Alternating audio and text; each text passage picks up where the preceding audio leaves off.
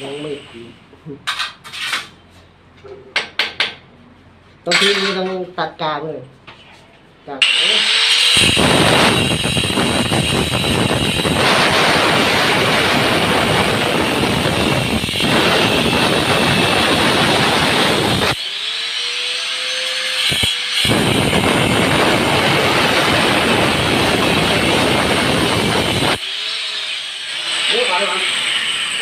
มันล่วงเลย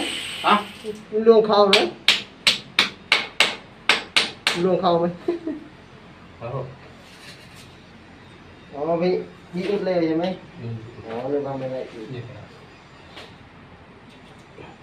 ทำอะไรอุดล่วงเข้าเลยเวลาเราถอด